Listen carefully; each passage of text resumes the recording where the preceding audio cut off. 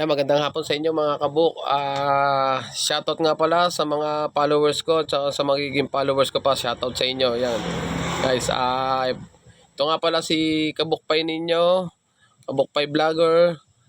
Bali, nagpapasalamat ako sa inyo dahil sa walang sawang pagsuporta nyo sa aking video, sa aking mga pagbablog. Kahit simple lang siya, sinusuportahan nyo pa rin. Dahil na-monetize na ako kay Facebook, may earnings na rin ako. Bali, pagbubutihin ko na lang para sumweldo ako kay Facebook. Yan guys, unang sweldo ko kay Facebook. Pinapangako ko guys, unang sweldo ko kay Facebook kasi may mga earnings na ako. Siguro susunod dito, pag lumakas ang aking pagbablog, kikita na ako nito. Yan, itutulong ko siya sa charity. Sa charity, ibig sabihin pag sinabing charity, yung mga nangangailangan ng tulong na katulad ng mga nasalanta o kaya mga may mga sakit, yan ganyan. Kami mga riders, kami mga riders na may mga club.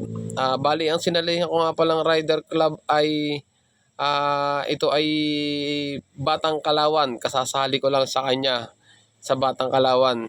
Meron na kaming rides kagad, Lian, Batangas. Ating kami ng charity ngayong linggo guys. Yan. Bali nakagala na kami, nakatulong pa kami. Yan guys. Bali ilalapag ko nga pala ang logo ng Batang Kalawan dito sa taas. Yan guys, ayan ang logo ng Batang Kalawan. Yan. Bali, ang logo ko nga pala guys, Bukpay Vlogger. Ito ang logo ko, ayan din. Ilalapag ko sa taas. Yan guys, pasuporta na lang ako guys ng mga ibinaba kong logo. Ito nga pala susunod na video sa pagsasalita ko. Ito nga pala yung vlog ko na bumiyahe ako ngayong araw. Yan guys, ito. Sa inyong dalawa, pero di mo mabigyan halaga. Sawa na ko, ayoko na.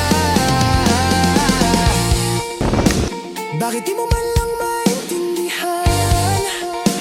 Bakit di mo magawang siya'y iwanan? Ginawa mo siyang mundo, binigay mo ng buo.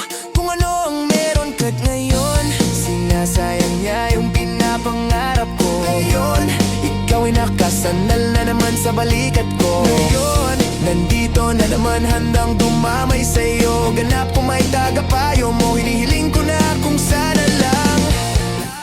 Kung ako lang ang nauna, at kung ako sa kanya, baka ika'y hindi na lumuha ang mata. Baka hindi ka na nasasaktan ngayon at di ka na nag-iisa. Bakit di mo pa makita? Andito lamang ako, lagi sa'yo, diba? Nakakasawa na maging sandala naman samantala. Tabuo ng mundo mo sa tuwing iniiwan ka niya.